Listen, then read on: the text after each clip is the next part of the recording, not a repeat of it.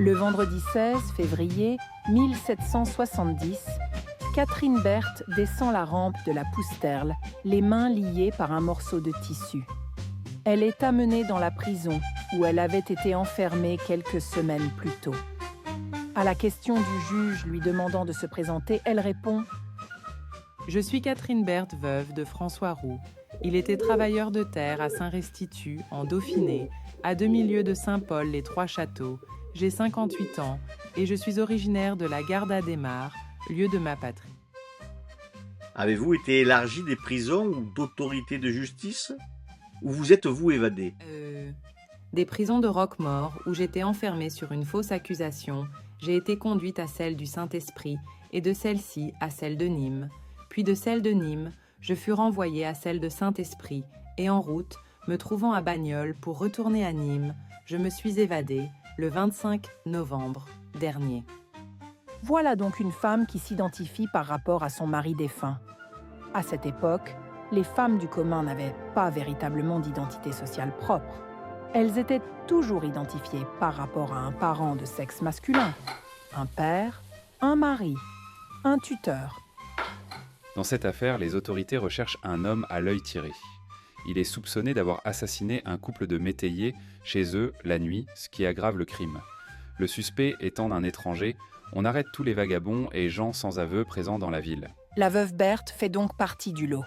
Sans mari, de nombreuses veuves de basse condition se retrouvent seules à la rue. Elles trouvent dans des groupes de vagabonds une compagnie et une solidarité.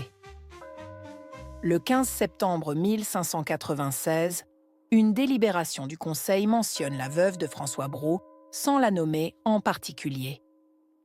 Les officiers de justice ont ordonné au consul de la sortir de la ville à peine de l'amende de 10 écus.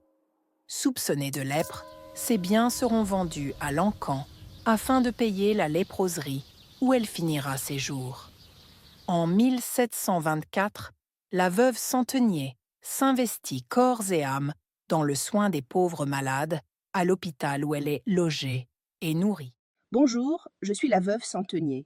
L'année suivante, elle n'a plus assez de force pour cette charge, mais les consuls l'assurent du gîte et du couvert jusqu'à sa mort, en remerciement de ses pieux services.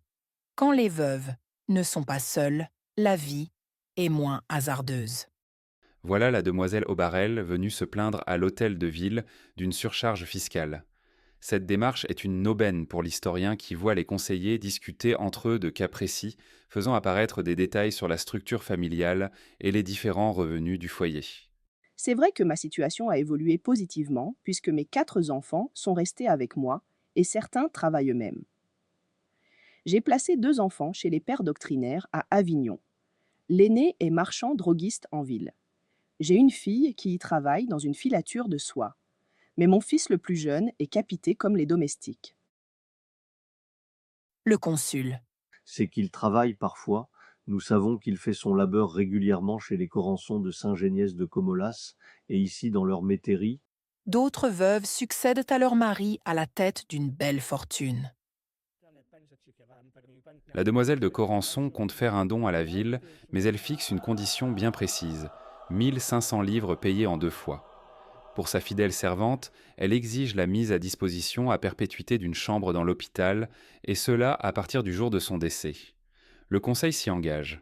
Pour l'honorer, la municipalité fera faire un portrait de la demoiselle de Corançon dans un cadre doré que l'on placera dans la salle du bâtiment que l'on va construire grâce à cette donation. Le sieur Bourgeois, peintre à Avignon, est choisi pour être l'auteur du portrait.